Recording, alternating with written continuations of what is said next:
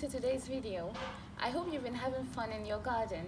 As for me, it's been raining a lot in England where I live the last couple of days, and I've not been able to get out into my garden. But today I'm able to do so, so I'll be going through steps that I take to ensure I get a fantastic result with my hanging basket as the summer months progress. We all want beautiful basket full of blooms that last all the way through to the autumn and first frost. So if you stay tuned, I'll be going through the steps I take to achieve this.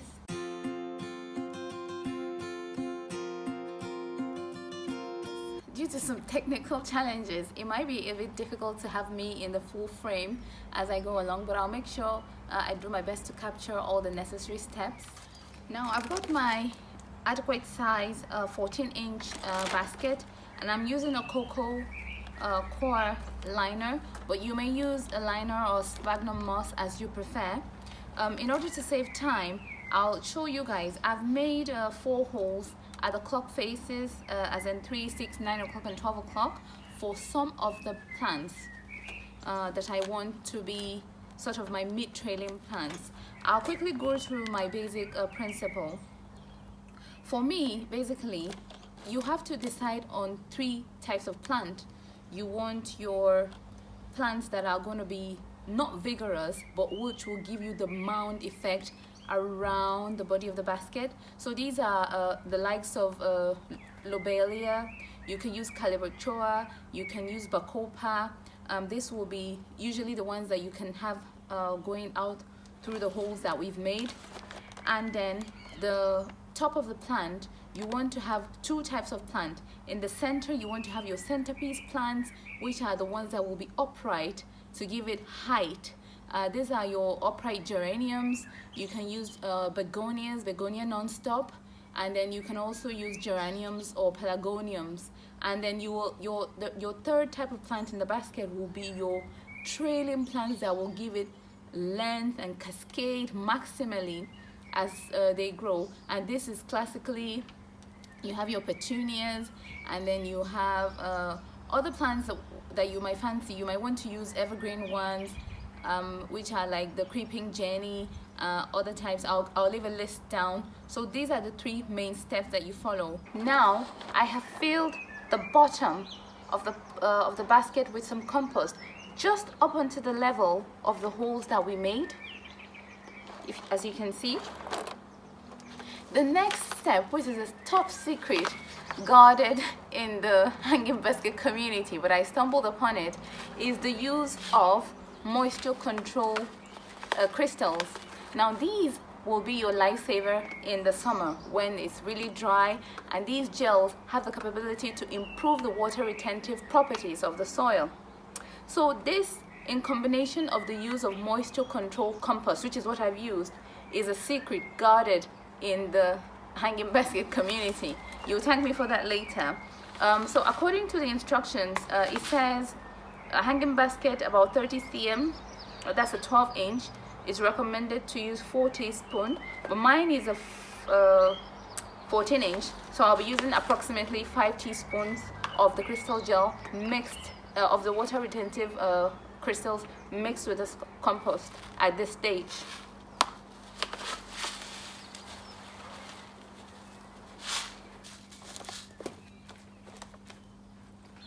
Now, the next step is to incorporate the first layer of plants.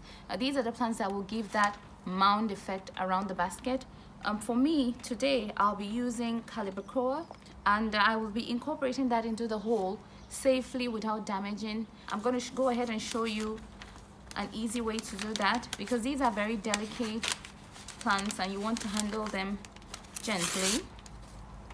So I'll just roll it in some paper, insert it like so, with the root facing in the basket, and then we can gently peel out the paper.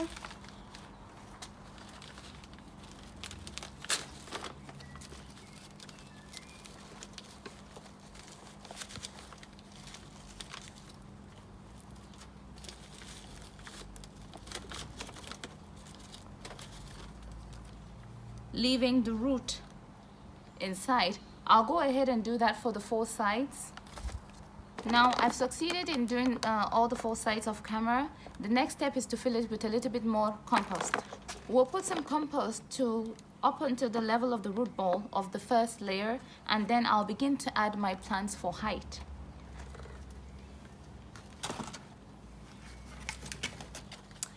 So for height, I'm using zonal geranium. These plants, they're sort of the nursery size types, and these are quite economical. These were 50p each at my local nursery. So it's a very economical way to get the plants, although they need looking after from the frost. So these will be planted centrally.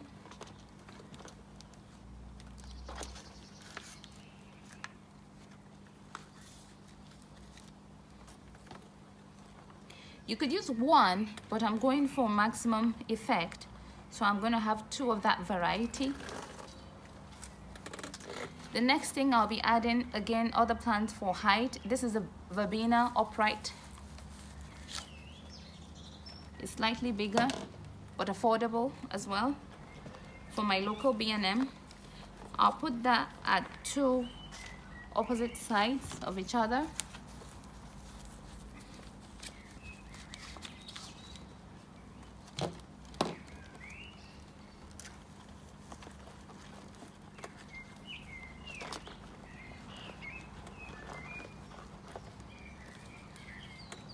Now the next plants that I'll be going in will be my 3rd type of plant, which are the ones that will make that long trailing cascade.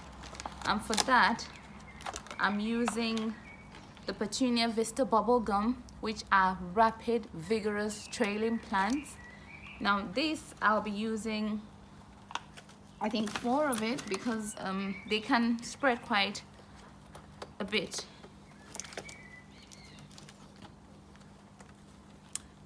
I'll be trying to do it in a clock face, roughly. 3 and 4. So now I'm going to fill up with compost and fill all the gaps in between the plants. Now I have filled the compost in between the plants and make sure I plugged it up. You want to be careful to leave some gap, so that when you're watering, there's space for the water to actually sit in. And then I've done that beautifully so. Now the last step is another, yet again, trade secret. These plants, as you can imagine, they're very vigorous growing plants, and they need a lot of feed. So we will be putting in some slow release feed that can last up to 6 months. And this will help you. You can top up with liquid feed in the season, but you don't want to be struggling with the growth of your plant. So it's a very good idea to have your slow release feeds. And for that, I'll be using these Osmocote slow release food tablets. It does give a guidance. A basket up to 13 to 20 cm, you can use 2 to 3 tablets. I'll be using 4 tablets just for that extra help. And then I'm going to insert these deep into the basket, taking care not to damage the plants. As the weather warms up, the slow release tablets will be activated and they begin to release their content. This will help you, trust me, and reduce the need for weekly feeds. Although that's something you might want to do, this will just make your job a little bit easier.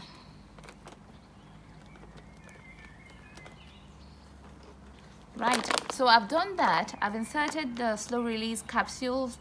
I have filled in the compost in between the plants. As you observe, these are sort of rather tender plants, so I'll be keeping them in a frost-free, warm environment. I'll be keeping them indoors.